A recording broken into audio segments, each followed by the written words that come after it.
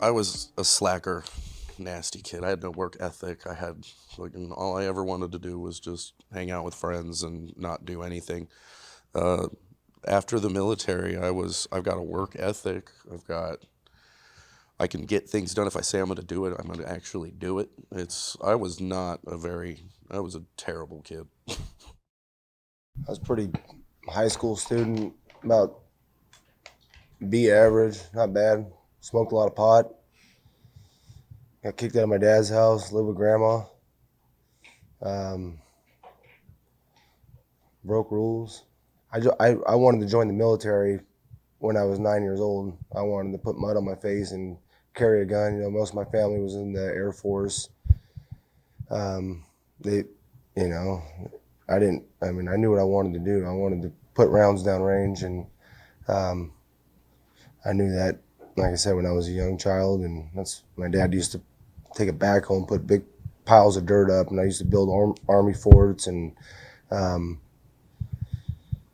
so I initially I joined the infantry, and I had a tattoo that I had to get covered up, so I wasn't able to join the infantry. I knew I don't know, I said I want to kill people, but I mean, I wanted to carry a gun and do army shit. I mean, I envisioned that as a uh, young man, and so after I got the tattoo removed or covered up, the combat engineer thing came up, and so I took that route. It sounded pretty good. Still got to carry a gun, put rounds down range. I acted like a good child, but when the lights went down, I was not. Broke the laws, did it all. I mean, I was just a kid, I guess, growing up here. I mean, just stupid stuff. But no, 9/11 hit. I don't know, whatever, sophomore, freshman, something like that. But my oldest brother, Chad, he signed up. He's 4 years older than me. He signed up to go to the infantry. Got back, I was just like, holy crap, man. Like, you changed. And he was just, so then after that 9/11 hit, didn't know what I want to do. But once that hit, I was like, man, I've always liked helping people, so I'll just do that just through fighting. And I mean, kind of growing up, everything, I had the same, played soldiers a little bit, but I wasn't like real gung ho on it. And then I just did, like, I want to help people, so I thought I'd put myself there. And then, yeah, I don't know. I mean, I already had a work ethic. I've had a job at the age of 5 in the fields and, working around here, but just help your neighbor, I guess. So. I dropped out of high school when I was 16.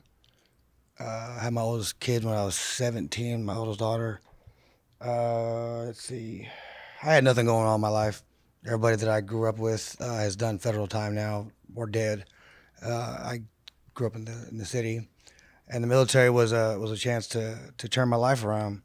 I actually tried to get in when I was 18, but I had warrants and paper and so on and so forth. My grandmother was probably the only person that still believed in me. She paid off $4,000 worth of warrants in KCK, paid off all my warrants, and was like, "This is your chance to turn your life around. And if you fuck it up, I'll still be here for you, but this is your life." So a lot of my motivation when we were downrange and to continue my career was not letting my grandmother down. I come from a long line of military, mother and father in the Air Force. My brother's still in. He's on his 15th year. He's in Riley right now. Grandfather was a World War II POW, stormed the beaches of Normandy. So military is big in my family. I was good at shoot, move, and communicating. Was good at shooting. So it kind of went hand in hand, and it allowed me to turn my entire life around. So that was like the one pivotal moment in my life was the military.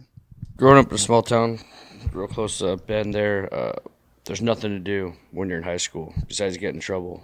That was the route I was going down. I just broke the law, got in trouble with alcohol.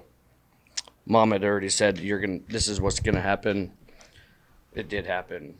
I had to admit she was right, and I had to make a decision. It was, am I going to stay down that path, or am I going to take care of my life and turn it around? And the only thing in my eyes was to go to college and turn it around, but I had to figure out a way to pay for college. My brother, 4 years older than me, he joined the Marines, came back, same thing. Like Ben was talking with his brother, they change, right? And it's for a good thing. So I was like, you know what? I want to go down that path. I want to join the military. They'll pay for my college. I'll serve my 4 years, 6 years, whatever it is, and then I'll get out and I'll be good. Have a college degree. I think I had a pretty great upbringing. You know, a lot of my friends had, you know, divorced parents. My parents were together. That was, you know, anymore, that's pretty uncommon. I think everything was great. My parents told me, if you want to go to college after high school, you got to pay for it. We just don't have the money. My best buddy joined the Marine Corps and said, hey, here's a way. And I said, nope, military's not for me. You know, so I went on to a decent blue-collar job. Actually happened to, didn't know Joe at the time, worked with his dad. There was a fella that worked with me that was leaving one day wearing a goofy Army beret, and I kind of poked fun at him. He was heading to drill. The next week he comes back and he pulls me aside, you know, like a good Army soldier would, and he says, hey, look, you know, I know you're poking fun. He told me about the Army, college benefits, you know, the whole nine. And I said, you know, that you got somebody else I could talk to? And he said, actually, I got a buddy that just became a recruiter.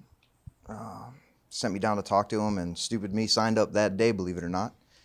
And you know, I guess that's the end of the story, really. I got the college benefits out of it after, you know, 6 years of not use them. You know, I re-enlisted and used college benefits, got a college degree out of the deal.